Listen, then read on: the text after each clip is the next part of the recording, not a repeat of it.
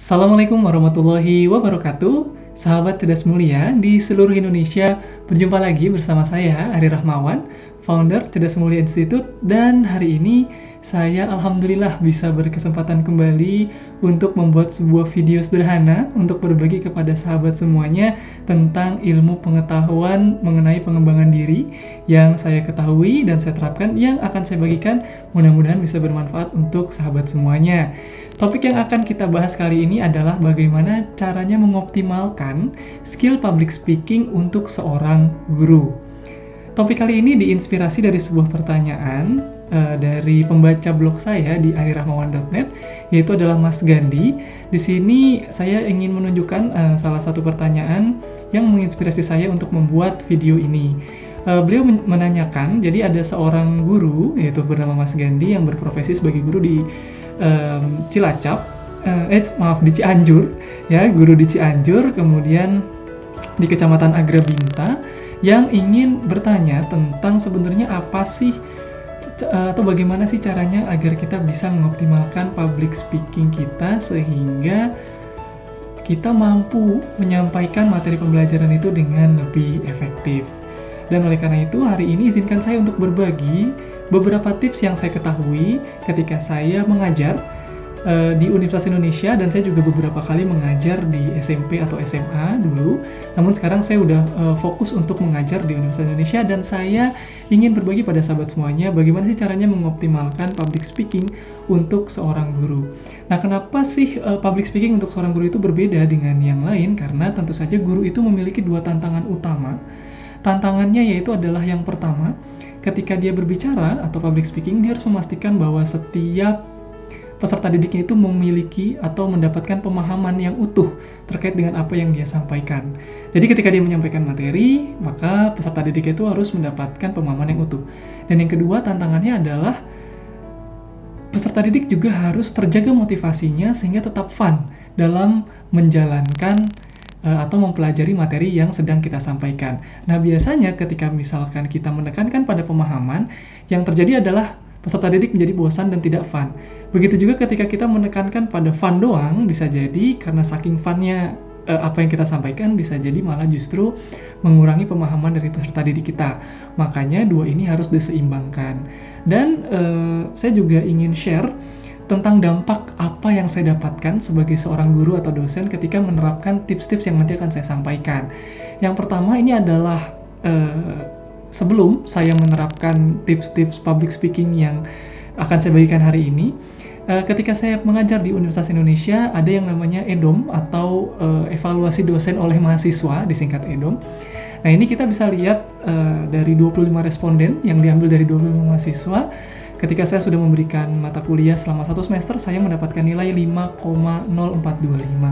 Ini sebelum saya menerapkan tips public speaking tersebut. Dan sekarang setelah saya menerapkannya, maka saya mendapatkan alhamdulillah naik jadi 5,4675 sama responden 25 responden dari 25 mahasiswa.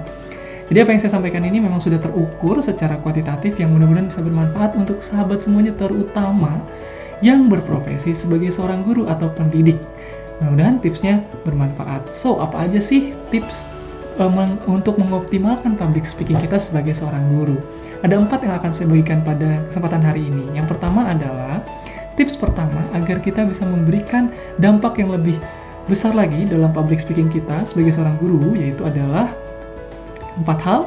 Yang pertama adalah kita senantiasa menjelaskan apa sih manfaat yang bisa didapatkan oleh siswa dalam rangka mempelajari materi yang kita sampaikan. Jadi sebelumnya itu sangat penting sekali ketika kita ingin menumbuhkan motivasi belajar dari seorang siswa atau peserta didik kita, kita harus memberitahukan terlebih dahulu bahwa ini loh esensinya, kenapa sih kamu harus mempelajari materi ini. Misalkan kemarin saya baru saja melaunching sebuah program namanya Productive Me Academy. Di program tersebut saya mengajarkan tentang bagaimana tips dan trik untuk hidup lebih produktif. Di situ saya menjelaskan sebelum masuk ke dalam modul yang lebih dalam, hal utama yang saya jelaskan adalah kenapa sih kita harus hidup produktif. Di situ kita tekankan terlebih dahulu kesadaran kenapa penting untuk belajar menjadi orang yang produktif. Karena yang pertama, yang paling penting adalah waktu hidup kita itu terbatas. manusia itu pasti akan mengalami kematian, dan pastikan ketika kita sebelum dipanggil dan bertemu kembali dengan Tuhan, kita bisa memastikan bahwa diri kita sudah menghasilkan dampak yang luar biasa ketika kita hidup di dunia. Karena waktu itu terbatas, maka agar kita bisa menghasilkan karya nyata, kita harus hidup dengan lebih produktif. Di situ kemudian ditumbuhkan kesadaran apa manfaat yang ingin dicapai atau apa manfaat yang bisa didapatkan oleh peserta didik, sehingga dampak dari materi yang kita sampaikan bisa jauh lebih baik lagi. Kemudian yang kedua, tipsnya yaitu adalah kita memberikan contoh-contoh yang aktual ketika kita mengajar materi yang akan kita sampaikan. Karena pada intinya setiap orang itu suka sekali dengan cerita dan contoh. Jadi ketika kita menjelaskan konsep-konsep yang misalkan sulit dimengerti, kita coba sambungkan dengan contoh-contoh atau cerita-cerita yang itu bisa diterapkan atau berhubungan dengan bahkan konteks kekinian. Jadi apa aja nih isu-isu paling hangat atau misalkan isu-isu yang diketahui oleh peserta didik kita, ketika kita menjelaskan sebuah materi, maka pastikan bisa membuat contoh-contoh praktikal, contoh-contoh yang aplikatif, dan bahkan bisa diterapkan dalam konteks sehari-hari atau konteks kekinian. Kemudian yang ketiga, untuk bisa meningkatkan public speaking kita sebenarnya tidak selalu harus berbicara satu arah, tetapi kita juga bisa membangun budaya diskusi di kelas kita. Seperti misalkan mungkin ketika kita berlaku sebagai seorang guru atau saya dosen, mungkin masih banyak tenaga pengajar yang mengutamakan doktrinasi, jadi memaksakan sebuah teori atau memaksakan sebuah pendapat yang harus ditelan oleh peserta didiknya. Namun saya di kelas mencoba untuk menyelingi dengan aktivitas atau menumbuhkan budaya diskusi. Jadi saya lebih banyak bertanya kepada mahasiswa saya, misalkan saya punya pertanyaan, kenapa sih misalkan kita tahu bahwa diri kita harus berubah untuk menjadi lebih baik lagi, tapi kenapa banyak orang yang karena tahu dia harus berubah, tahu apa yang harus dia lakukan, tapi banyak yang tidak berubah, banyak yang dia tetap berjalan di tempat, banyak yang dia malas, banyak yang dia menunda pekerjaan. Maka saya biasanya sering sebelum saya masuk ke materi, misalkan menjelaskan tentang apa penyebab orang itu menunda pekerjaan, saya tanyakan dulu kepada peserta didik saya, misalnya menurut kamu apa sih yang menyebabkan orang itu suka menunda pekerjaan. Nah, itu tercipta kemudian budaya diskusi. Nah, kemudian pertanyaannya, kalau misalkan sedikit atau bahkan tidak ada orang yang menjawab atau mengacungkan tangannya, apa yang harus kita lakukan? Yang harus kita lakukan adalah bahkan kalau saya nih biasanya memancing dengan memanggil nama dari peserta didik saya. Misalnya saya ambil daftar presensi, kemudian saya panggil aja namanya secara individu. Misalkan namanya Ahmad gitu ya. Ya Ahmad, coba apa pendapat kamu? Salah benar tidak masalah, yang penting tercipta budaya diskusi, budaya untuk saling mengeluarkan pendapat, sehingga peserta didik kita berani dan dinamika kelas itu menjadi lebih menarik lagi. Dan bahkan kita bisa belajar dari peserta didik kita, karena biasanya jawaban-jawaban mereka itu menarik-menarik dan sangat-sangat unik gitu ya. Dan yang terakhir adalah memastikan kita siap secara teknis sebagai seorang guru. Pertama, kita harus siap misalkan alat bantu atau slide-nya. Kemudian yang kedua, kita juga harus paham atau kita harus memahami apa sih materi yang ingin kita sampaikan. Dan yang ketiga, outline-nya. Misalnya urutan-urutannya, flow-nya itu sudah siap. Jadi mulai dari yang paling mudah hingga flow-nya yang paling sulit. Jadi ketika peserta didik itu kita berikan sebuah materi, dia bisa pede nih karena dia bisa menguasai bagian-bagian awal yang itu lebih mudah, sampai kemudian tingkat kesulitannya itu sedikit demi sedikit ditingkatkan. Nah, kemudian masih banyak lagi persiapan teknis yang lain. Misalkan kita siapkan nih skrip atau gambaran kita nih, kira-kira ketika nanti di depan kelas kita mau ngomong apa sama mahasiswa atau peserta didik kita.